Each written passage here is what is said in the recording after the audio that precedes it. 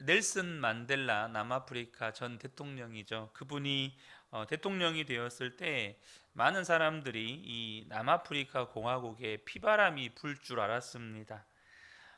그동안 백인들에 의해서 차별받던 흑인들이 이제 정권을 잡게 되었고, 그로 인해서 백인들에게 엄청난 역차별이 일어날 거라고 예측을 했었죠. 하지만 넬슨 만델라가 대통령이 되었을 때 그 어떤 정치적인 보복이나 또 유혈 사태 없이 평화적으로 정권이 교체가 되었고, 또 평화적으로 이렇게 남아프리카가 통치되었습니다. 이 넬슨 만델라 대통령의 일화 가운데 여러 유명한 일화가 있는데요. 그 중에 하나가 뭐냐면, 이분이 이제 이 흑백 차별 정책에 반대한 것 때문에 이게 수감이 되는데요. 27년간이나 이 채석장이 있는 이 루빈섬이라고 하는 교도소에 수감이 됩니다. 그곳에서 엄청난 고초를 당하는데, 이분이 힘들었던 건 하루에 뭐 몇 시간씩 중노동을 하는 것도 힘이 들었지만, 특별히 그 중에 간수 세 사람이 교대로 24시간 이 만델라 대통령을 괴롭히면서 감시했습니다. 그 시간이 무려 자그마치 27년인 거예요. 너무나도 고통스러운 수감 생활이었습니다. 그리고 나서 이렇게 출소해서 대통령 선거에 나가서 대통령이 된 겁니다. 취임식 날 많은 축하 사절들이 왔는데, 그가 그분들을 다 일일이 소개하고 이렇게 와주셔서 영광이라고 인사드리고는, 마지막에 이 자리에 꼭 초대하고 싶은 손님들이 있었다고 이 자리에 참석해 주셔서 영광이라고 하면서 소개한 사람들이 그 루빈섬 교도소에서 자기를 27년간 그렇게 괴롭혔던 세 명의 간수들이었습니다. 그리고 그분들에게 이 나이 많은 만델라 대통령이 허리를 숙이면서 정중하게 인사를 하는 장면이 전 세계로 이렇게 전파를 탔습니다. 그것을 바라보고 있는 뭐 백인들이나 흑인들이나 또 전 세계의 사람들이 할 말이 없었다고 합니다. 정말로 역사에 길이 남을 지도자 중에 한 사람이죠. 그분이 어떻게 그럴 수 있었을까요? 만델라 대통령이 자기가 27년 감옥 생활을 통해서 그렇게 변화가 되었다고 고백을 합니다. 그가 친한 친구에게 이런 이야기를 했습니다. 자네도 알다시피 내가 젊었을 때는 불같고 자주 화를 내지 않았었나. 그러나 수감 생활을 하면서 감정 절제하는 법을 배웠다네. 그 덕분에 이렇게 살아남을 수 있었던 것 같아. 감옥 생활이 나에게는 오히려 약이 된 셈이지. 나는 더 강해졌어. 고통과 좌절을 극복하는 법을 깨달았어. 무엇보다 소중한 것은 감사하는 마음과 관용의 정신을 배운 거야. 고통과 시련, 강한 인내와 훈련이 없었다면 결코 깨달을 수 없는 일이지. 여러분, 지금 현재 여러분의 삶 가운데 혹은 또 과거에 힘들고 어려운 일이 있으셨습니까? 그렇다면 그것은 변장하여서 여러분에게 찾아온 하나님의 축복이라고 꼭 믿게 되시기를 축복합니다. 오늘 시편 39편이 바로 그러한 간증입니다. 다윗이 너무나도 어려운 일을 겪으면서 그가 그 어려운 일에 대해서 새로운 영적 시각을 갖게 되어진 이 간증을 하고 있는 겁니다. 다윗은 굉장히 어려움을 겪는데요, 그 어려움을 말할 수 없는 고통이라고 표현을 했습니다. 그러니까 지금 다윗이 말을 못하는 거예요. 말을.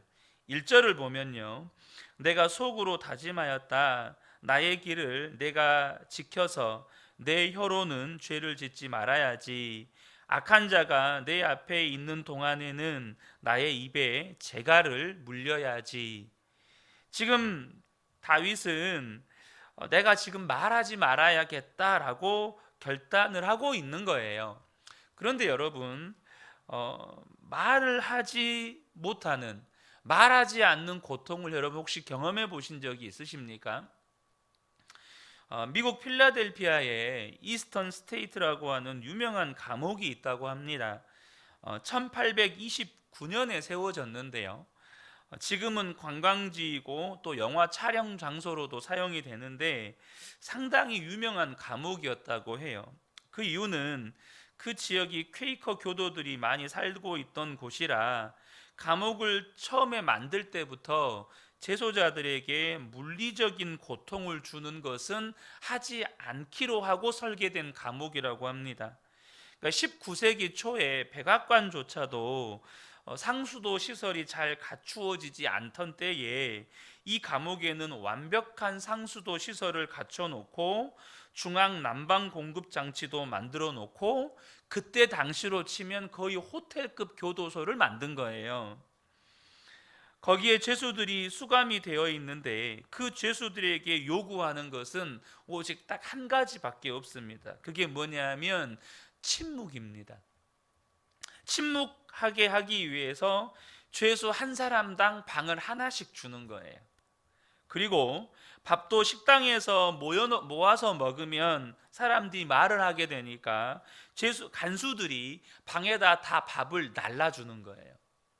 또 간수들이 복도를 다닐 때에도 소리가 날까봐 덧신을 신고 다녔다고 합니다. 그러니까 온 교도소가 하루 종일 침묵 속에서 이렇게 진행이 되는 거예요. 침묵 속에서. 그런데 죄수들이 이제 어떤 죄를 짓고 이렇게 재판장에 서서 판결을 받잖아요. 근데 그 판결을 받을 때 그 교도소를 그렇게 가기 싫어했다는 거예요. 자기가 수감되어 있는 동안에 다른 사람들하고 교제도 못하고 하루 종일 다른 사람과 한마디도 말을 못하게 만드는 그런 교도소였다는 거예요. 이 침묵이라고 하는 것이 얼마나 큰 고통인가를 보여주는 일화죠. 여러분, 하나님께서도요, 때때로 우리에게 말을 하지 못하게 하실 때가 있습니다. 저도 지금까지 살아오는 동안에 하나님께서 말하지 못하게 하실 때가 여러 차례 있었습니다. 부교육자로 사역하면서 담임 목사님에게 오해를 받기도 하고 또 성도님들에게 오해를 받기도 하고 당장 또 부부 관계에서 이렇게 오해를 받기도 하고 그러면서 저는 그것을 변명할 기회조차 얻지 못해서 밤을 지새운 적도 있어요. 그러니까 제가요 지금도 그렇지만 딱 밤에 잘 때요 이렇게 베개에 머리를 붙이면 거의 쥐 죽은 듯이 자거든요. 바로 골아 떨어집니다. 이게 새벽에 일어나서 저녁에 잘 때까지 거의 뭐 낮잠을 자거나 이런 게 없다 보니까 한 9시만 넘어가도 그렇게 피곤해요. 그래서 바로 뭐 골아 떨어지는데 그렇게 말을 하지 못하는 고통 속에 있을 때는 제가 밤에 한숨도 못 자고 하룻밤을 지새운 적도 있고 또 그 속에서 너무 마음이 상하니까 저도 모르게 막 위경련이 일어나서 위가 막 부르르 부르르 떨리는데 이걸 어떻게 할 수가 없어가지고 힘들어했던 적도 있습니다. 여러분 말을 하지 못한다는 건 정말 이루 말할 수 없는 고통 가운데 하나죠. 그런데요 우리가 흔히 착각하는 것 가운데 하나가 뭐냐면 옳은 말은 해도 된다고 생각을 하는 거예요. 어떤 아이에게 학교 선생님과 엄마의 공통점이 뭐냐고 물었더니 옳은 말을 기분 나쁘게 하는 것이라고 대답을 했다는 거예요. 여러분 기분 나쁘게 말할 바에는 하지 않는 것이 낫다는 거죠. 이 옳은 말이라고 하는 것이 다 좋은 결과를 가져오는 것이 아님을 우리는 이미 삶 속에서 여러 번 수차례 경험을 하죠. 그런데 하나님께서는 옳은 말조차도 하지 못하게 하실 때가 있습니다. 김동훈 목사님이 설교 중에 이런 말씀을 하신 적이 있습니다. 흔히 목에 칼이 들어와도 할 말은 한다고 하는 사람들을 가끔 만나게 됩니다. 교회에도 그런 분들이 있습니다. 그런 분은 대개 옳은 말과 바른 말을 합니다. 나는 그런 분들이 교회에 꼭 있어야 한다고 생각을 했습니다. 그런데 막상 지나고 보니까 그게 아니었습니다. 그렇게 정의롭고 옳은 말을 하시는 분들이 이상하게도 교회를 더 힘들게 만들었습니다. 분열이 생기고 다툼이 생겼습니다. 참 이상한 일이었습니다. 옳은 말을 하는데 왜 교회가 어려워질까? 나는 그 이유를 고린도전서 13장에서 찾았습니다. 우리가 천사의 말을 한다고 해도 사랑이 없으면 아무것도 아니라고 말씀하고 있습니다. 상대방을 사랑하는 마음이 없다면 아무리 옳은 말이라도 소용이 없는 것이 아니라 전혀 소용이 없다는 것입니다. 외과 의사는 어떤 의미에서 참 잔인합니다. 몸에 악성 종양이 발견되면 참 단호하게 잘라냅니다. 그렇게 하지 않으면 종양이 더욱 커져서 환자의 생명을 위협하기 때문입니다. 그런데 의사는 칼로 째기만 하는 것이 아닙니다. 의사는 짠 후에 반드시 그것을 꿰맵니다. 그리고 째는 시간보다 꿰매고 아물도록 치료하는데 더 많은 시간과 정성을 쏟습니다. 그런 과정이 있기 때문에 환자는 치료되는 것입니다. 목에 칼이 들어와도 할 말을 하는 사람들은 어찌 보면 외과 의사와 같습니다. 옳지 못한 것을 보면 칼을 들어 서슴없이 잘라내는 것입니다. 여기까지는 외과 의사와 같은데, 그런데 다른 것은 짤 줄만 알지 싸맬 줄은 모른다는 것입니다. 꿰매고 치료할 줄을 모르는 것입니다. 목에 칼이 들어와도 할 말은 하는데 그 다음에 싸맬 줄을 모르면 결과는 살리는 것이 아니라 죽이는 것이 되는 것입니다. 그런데 당사자는 정작 모르는 것이 문제입니다. 내가 틀린 말을 했나 이렇게 생각합니다. 틀린 말을 한 것이 아니라 맞는 말을 한 것은 사실입니다. 그러나 아무리 맞는 말을 해도 싸매주지 않으면 사람이 죽게 되는 것입니다. 여러분, 이것을 다윗이 깨달은 것입니다. 그는 속으로 할 말이 너무 많았어요. 사람들의 많은 말을 들었죠. 그래서 본인도 할 말이 너무 많았습니다. 그런데 하나님께서 하지 못하게 하시는 것을 다윗이 느끼는 겁니다. 그래서 2절에 보면 다윗이 그래서 나는 입을 다물고 아무 말도 하지 않았다라고 이렇게 고백을 하고 있어요. 여러분, 우리가 이와 같은 상황을 종종 경험하게 됩니다. 지금도 혹시 할 말은 많은데 또 하고 싶은데 하지 못하는 상황에 처해 계신 분도 있으실지 모르겠습니다. 다윗이 이렇게 사람들이 자기에게 뭐라고 하는데도 말을 하지 않기로 한 데는 먼저는요, 다윗 자신도 잘못이 있음을 인정했기 때문이에요. 8절을 보면요, 내가 지은 그 모든 죄악에서 나를 건져 주십시오. 나로 어리석은 자들의 조롱거리가 되지 않게 해 주십시오. 그러니까 다윗도 자기에게 일말의 책임이 있다고 인정하는 것입니다. 여러분, 우리도요, 살다 보면 항상 오른편에만 설 수 없을 때가 있습니다. 다시 말하면 나도 잘못을 할 때가 있다는 거죠. 우리가 완전하지 않기 때문에 우리도 무언가를 잘못을 하고 죄를 지을 수가 있죠. 그런데 내가 그 부분에 대해서 어찌됐든 상대방의 잘못이 더 커 보이고 상대방이 나보다 잘못한 게 분명해요. 근데 잘못한 것이 분명한 사람이 오히려 나를 더 억울한 상황으로 만들어가요. 그래서 말을 하게 되면 문제는 그 사람의 잘못을 들추어내고 시시비비를 가릴 수 있을지는 모르지만 그렇게 말을 함으로 통해서 잘못을 회피하게 되고 또 그 나에게 있는 책임까지도 다른 사람에게 전가할 수도 있게 되는 것입니다. 그래서 다윗이 침묵을 하는 거예요. 그런데 너무 고통스러운 거죠. 말하지 않고 침묵하는 게 너무 고통스러운 거예요. 그래서 2절에 보면 심지어 좋은 말도 하지 않았더니 걱정 근심만 더욱 깊어갔다라고 말을 합니다. 그러니까 여러분 어떻습니까? 속에서 불이 나는 겁니다.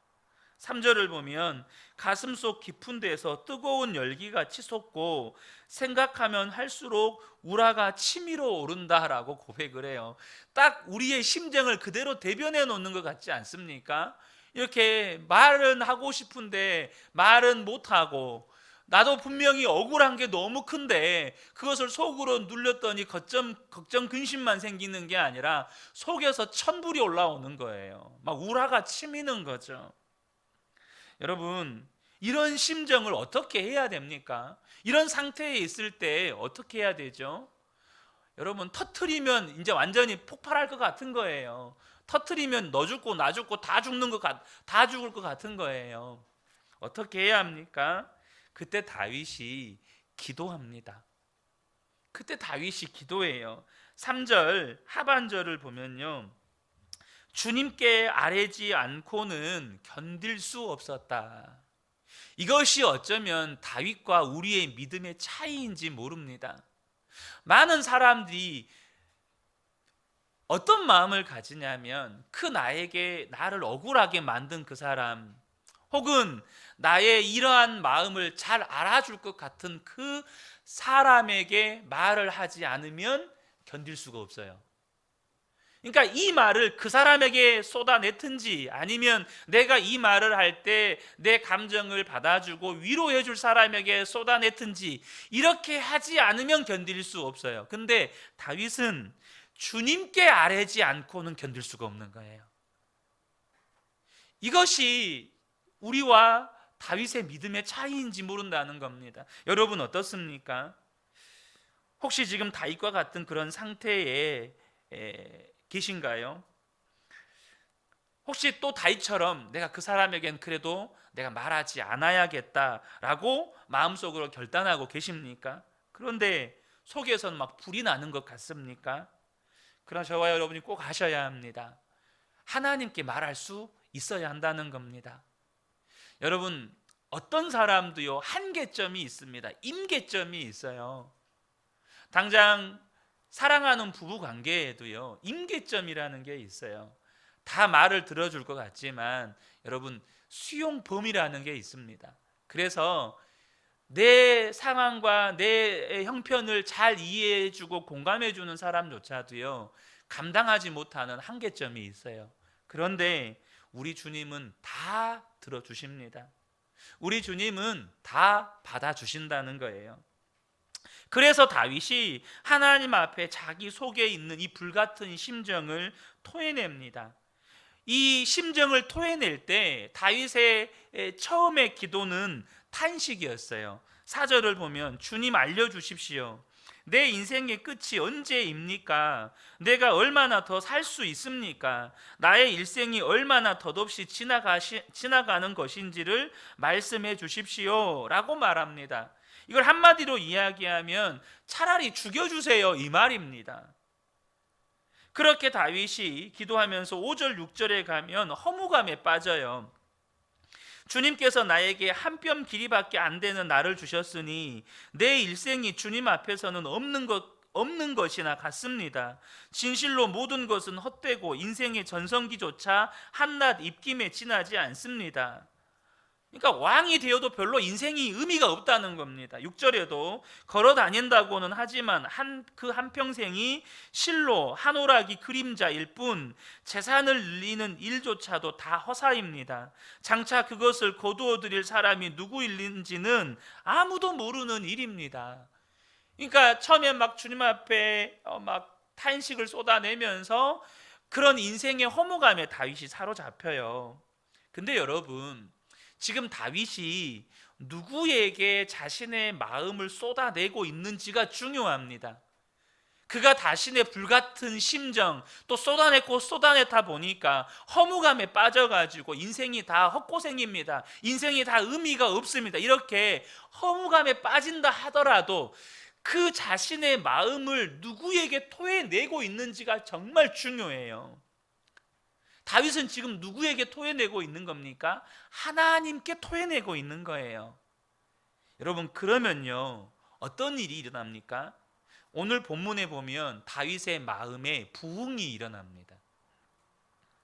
이것이 하나님께 토해내는 사람, 하나님께 기도하는 사람이 경험하는 놀라운 은혜예요. 가슴이 터질 것 같고, 이 불같은 심정이 터질 것 같고, 인생이 허무하고 차라리 죽는 것이 낫겠고, 그런 심정으로 하나님 앞에 토하면서 탄식의 기도를 드리고 있는데, 하나님께서 다윗의 심령 속에 은혜를 부어주시는 역사가 일어나는 거예요. 7절에 보면, 그러므로 주님, 이제 내가 무엇을 바라겠습니까? 내 희망은 오직 주님뿐입니다. 그렇게 허무와 탄식 가운데 사로잡혔던 다윗이 갑자기 고백이 바뀌는데, 내 희망은 주님뿐입니다 라고 고백하는 거예요. 다윗이 사람들에게 실망하고 모든 것이 다 허무하게 느껴지는 그 순간에 비로소 자신의 기도를 들으시는 하나님에 대해서 믿음의 눈이 뜨여버리는 거예요. 하나님이 계시구나. 이 세상은 얼마든지 쉽게 바뀌어요. 사람도 바뀌고 상황도 바뀌고 환경도 바뀌고 또 내 이 처지도 너무너무 쉽게 바뀌는데, 그래서 사람들을 대하는 것이 얼마나 속이 터지는지 몰라요. 무슨 말을 다 하고 살 수도 없어요. 그런데 한결같이 내 중심을 아시고 또 내 속에 있는 모든 것을 다 토해내도 변함없이 그것을 다 받아주시고, 심지어 그것을 다 정화시켜서 그 탄식하는 마음도 녹여주시고, 그 허무했던 그 마음도 새로운 은혜로 가득 채워주시는 하나님이 계시는 거예요. 이 세상의 어떤 것도, 사람이 됐든지 혹은 상황이나 환경이 됐든지, 이 세상의 그 어떤 것도 내 마음을 채우지를 못하는 거예요. 그런데 주님 앞에 다 토해냈던지, 그 불같던 정말 활화산처럼 타오르던 내 그 억울한 심정은 어느 순간 다 녹아지고, 오히려 또 허무감에 빠져서 공허했던 내 심령은 내 배에서 생수의 강이 넘쳐 흐르는 것 같은 놀라운 하나님의 은혜로 충만해지는 거예요. 그래서 다윗이 내가 하나님을 아는 것이야말로 나에게 희망이구나. 그래서 다윗의 마음 안에 간절한 소망이 생겨요. 하나님을 더 알고 싶은 거예요. 하나님과 계속해서 함께하고 싶은 거예요. 그러한 갈망이 생기는 겁니다. 세상에서 좌절하고 답답하고 억울하고 허무할 때, 그때 하나님 앞에 다 토해냈더니 진짜가 눈에 띄기 시작한 겁니다. 사랑하는 성도 여러분, 지금 여러분의 삶 속에서 어떤 실망, 또 실패, 좌절, 또 사람에 대한 어떤 낙심, 또 그러한 것을 말도 못하는 그 답답함, 여러분 그러한 상황에 계시다면 지금 하나님께서 진짜이신 주님을 발견하도록, 진짜이신 주님에 대해서 눈이 뜨여지도록, 그분을 찾도록 하시는 하나님의 은혜의 때로 저와 여러분에게 허락하신 것인지 모릅니다. 여러분, 다윗은 기도하면서 이것을 깨닫게 되었어요. 저와 여러분에게 하나님께서 그러한 은혜의 때를 허락하고 계시는지 모른다는 거예요. 사랑하는 성도 여러분, 억울한 거, 답답한 거, 허무한 거, 정말 우리가 주님을 바라보게 될 때 그런 것들이 사라지게 된다는 겁니다. 그리고 꼭 말해야 내 속이 시원해지고, 꼭 말해야 뭐든지 다 해결될 것 같고, 이런 마음도 없어져요. 그리고 오직 주님 한 분으로 충분해지는 겁니다. 여러분, 이것이 성도의 축복입니다. 사랑하는 성도 여러분, 오늘도 저와 여러분이 이 은혜의 눈이 뜨여지시기를 축복합니다. 주님께 토해내면 주님은요, 그 모든 것 다 들으시고 그 모든 상한 마음 바꾸시고 내 안에 그 공허함마저도 하나님의 은혜로 채우십니다. 이 은혜가 우리 모든 성도님들에게 충만하게 임하시기를 우리 주님의 이름으로 축복합니다. 아멘.